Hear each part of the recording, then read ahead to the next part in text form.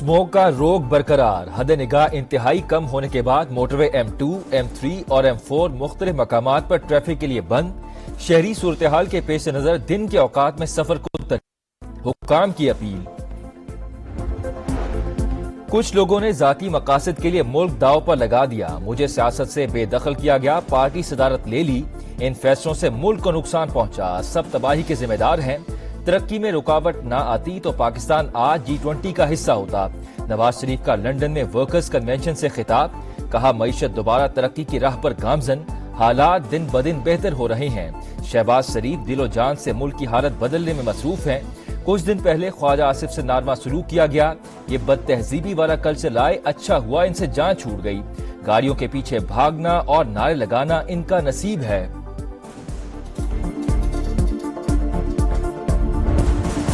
ہر وقت احتجاج، جلاؤ گھیراؤ ایسا نہیں ہو سکتا، عوام جان چکے ہیں حکومت کام کر رہی ہے، اب کوئی سڑکوں پر نکلنے کو تیار نہیں، ملک سے فتنہ پارٹی کا خاتمہ ہو رہا ہے۔ وزیر اعلیٰ پنجاب مریم نواز کی مخالفین پر تنقید، کہا عوام کی فلاح و بہبود اور مسائل کا خاتمہ پنجاب حکومت کی اولین ترجیح، اپنا گھر اسکیم شروع ہو چکی، مجھے خدا نخواستہ کینسر نہیں، پیرا تھائرائیڈ کا مسئلہ ہے، علاج سوئٹزرلینڈ اور امریکہ کے علاوہ کہیں نہیں۔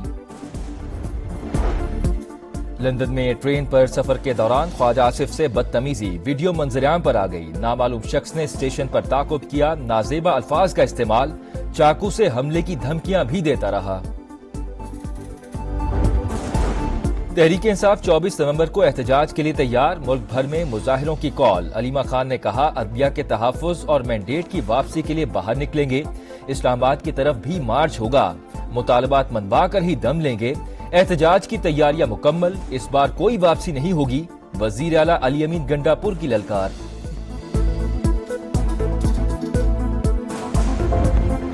ہم دشمنوں کے خاتمے کا مشن، سیکیورٹی فورسز کا بلوچستان کے ضلع کیچ میں آپریشن، اہم کمانڈر سمیت 4 دہشت گرد ہلاک، اسلحہ اور بارودی مواد برآمد۔ ISPR کے مطابق مطلوب دہشت گرد ثنا عرف بارو خودکش حملہ آوروں کی بھرتیاں کرتا تھا، فورسز کی میران شاہ میں کارروائی، 8 خارج ہلاک، 6 زخمی، امن و امان میں خلل ڈالنے والوں کو بھاری قیمت ادا کرنا پڑے گی، صدر اور وزیر اعظم کی کامیاب کارروائی پر سیکیورٹی فورسز کو خراج تحسین۔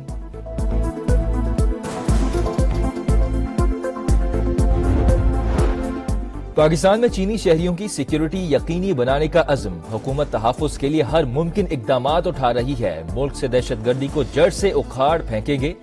وزیر اعظم کی چینی نائب وزیر اعظم سے ملاقات میں یقین دہانی، کہا دو طرفہ تعلقات کی مضبوطی کے نئے دور کا آغاز ہو چکا، شہباز شریف کی صدر آذربائیجان الہام الیوف سے بھی ملاقات، معیشت، ٹیکنالوجی اور قابل تجدید توانائی کے شعبوں میں تعاون کے فروغ پر اتفاق۔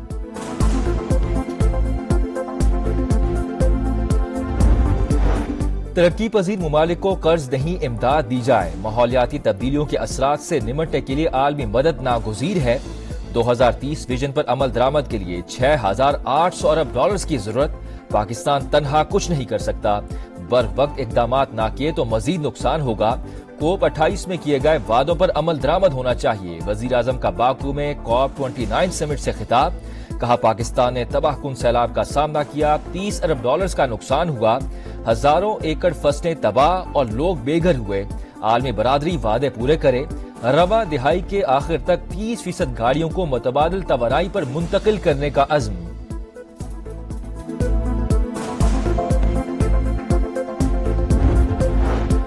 منی بجٹ نہیں آئے گا، پاکستان نے IMF کو منا لیا، عوام پر ٹیکسز کا مزید بوجھ نہیں ڈالا جائے گا، FBR حکام کے مطابق 12,970 ارب کا سالانہ ہدف برقرار رہے گا، پیٹرولیم مصنوعات پر GST بھی نہیں لگایا جائے گا، اضافی ہنگامی ٹیکس اقدامات کی فی الحال ضرورت نہیں، معاشی سرگرمیاں بڑھا کر ٹیکس شارٹ فال پورا کرنے کا پلان، تاجر دوست اسکیم میں کچھ تبدیلیوں پر بھی بات چیت متوقع، عالمی مالیاتی ادارے کا ٹیکس ٹو GDP کی شرح میں اضافے پر اطمینان کا اظہار، زرعی ٹیکس اصلاحات کے لیے صوبائی سطح پر قانون سازی کا عمل تیز کرنے پر زور۔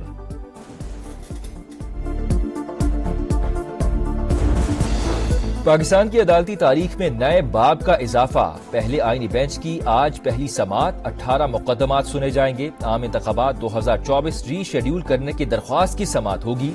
بیرون ملک اثاثے رکھنے والوں کی نااہلی کی درخواست بھی سنی جائے گی۔ پی ڈی ایم حکومت کی قانون سازی کالعدم قرار دینے کی درخواست بھی مقرر۔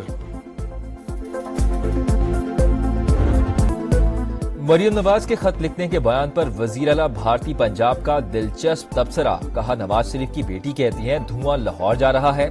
دلی والی کہتے ہیں دھواں دلی جا رہا ہے، کیا ہمارا دھواں ہر طرف گھومنے جا رہا ہے؟ بی بی آپ بھی چٹھی لکھ لیں۔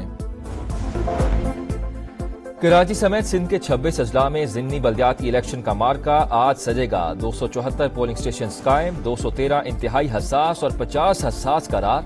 33 نشستوں پر 175 امیدوار آمنے سامنے۔ کراچی کے علاقے انچولی میں ہوٹل پر فائرنگ سے ایک شخص جاں بحق، راہگیر زخمی۔ پولیس کے مطابق واقعہ ابتدائی طور پر ٹارگٹ کلنگ لگتا ہے۔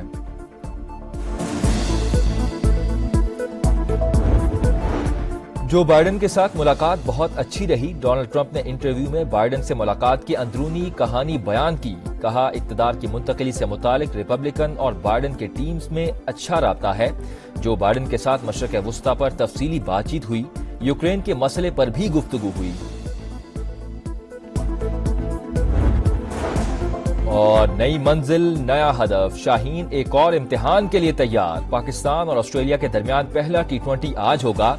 کپتان رضوان کینگروز کو وائٹ واش کرنے کے لیے پرعزم۔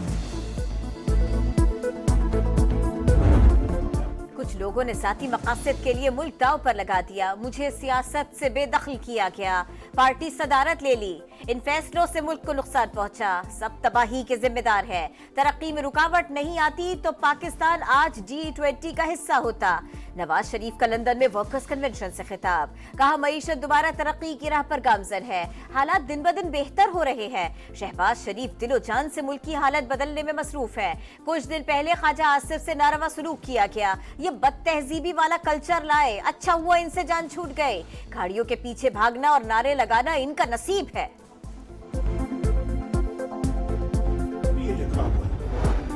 ملک سے فتنہ پارٹی کا خاتمہ ہو رہا ہے، ایک دہائی کے بعد پاکستانیوں کو اچھی خبریں سننے کو مل رہی ہیں۔ جب بھی نون لیگ کی حکومت آتی ہے ملک ترقی کرتا ہے۔ مریم نواز کی لندن میں گفتگو، کہا عوام کی فلاح و بہبود اور مسائل کا خاتمہ پنجاب حکومت کی اولین ترجیح، 5 سال میں 5 لاکھ گھر بنانے کا ٹارگٹ ہے، کسانوں کو قرضوں کے ساتھ مشینری بھی دے رہے ہیں۔